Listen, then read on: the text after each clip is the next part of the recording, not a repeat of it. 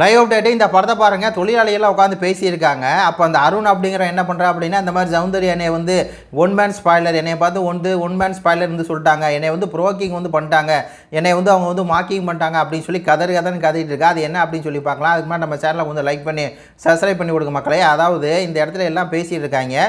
அப்போ இந்த அருண் என்ன சொல்கிறான் அப்படின்னா, இந்த மாதிரி வந்து நேற்றுக்கு நம்ம வந்து மீட்டிங்கில் வந்து பேசிகிட்டு இருக்கோம். பேசிகிட்டு இருக்கும்போது சௌந்தர்யா திடீர்னு வந்து கத்துறாங்க. இந்த மாதிரி மேனேஜர் சொன்னால் கேட்கணும் அப்படின்னு சொல்லி அவங்க டேபிளில் போட்டு இப்படி அடித்து வந்து கத்திட்டு இருக்காங்க. அப்போ நான் வந்து அப்படின்னு சொல்லி சொன்னேன். உடனே என்னை வந்து சௌந்தர்யா மாக்கிங்கிறாங்க. சரி, நான் அதை வந்து மாக்கிங் சொல்லி நான் கூட ஏற்றுக்கிறேன். அப்படி பார்க்கும்போது அதே மாதிரி தானே சௌந்தர்யா நம்ம எல்லாம் உட்காந்து பேசிகிட்டு இருக்கும்போது இடையில வந்துட்டு இந்த மாதிரி ஒன் மேன் ஸ்பாய்லர் அப்படின்னு சொல்லி என்னையே சொன்னாங்களே, ஒன் மேன் ஸ்பாய்லர்னு சொல்லி என்ன சொன்னாங்க, அவங்க எப்படி அப்படி சொல்லலாம்? ஒன் மேன் ஸ்பாய்லர் நான் வந்து ஒன் மேன் ஸ்பாய்லராக கிடையாது. அது மட்டுமா, இந்த பையன் ரணவை கையாமிச்சு அவன் வந்து பையனாம்மா, இந்த பையன் வந்து அவனுக்கு உண்டான நீதியை வந்து கேட்டுக்கிட்டு இருக்கான். இந்த மாதிரி வந்து சௌந்தர்யா சைக்கிள் ஓட்டும் போது வந்து தலையில் அந்த ஹெல்மெட் போடணுங்கிறாங்க, அவன் போட முடியாதுங்கிறான். உடனே வந்து யூரின் போகக்கூடாதுங்கிறாங்க. இது வந்து சௌந்தர்யா மேலே தான் தவறு. அந்த தவறுக்காக அவன் நீதி கேட்டுட்டு இருக்கான். அப்படி நீதி கேட்டுட்டு இருக்கும்போது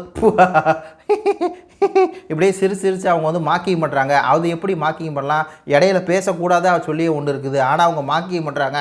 இந்த பையனை பாவம் அப்பாவி ராணுவம், அந்த ராணுவம் வந்து ப்ரோக்கிங் பண்ணுறாங்க அப்படின்னு சொல்லி பார்த்தீங்கன்னா, காலையில் உட்காந்து கதன்னு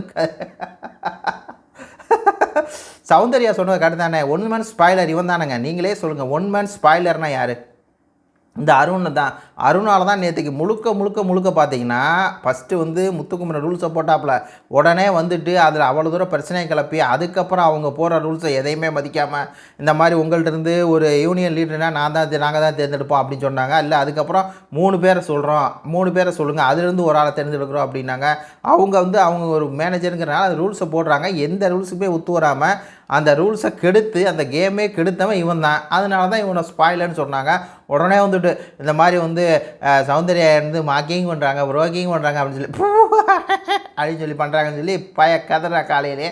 உங்கள் கருத்துக்களை சொல்லுங்கள். நன்றி, வணக்கம்.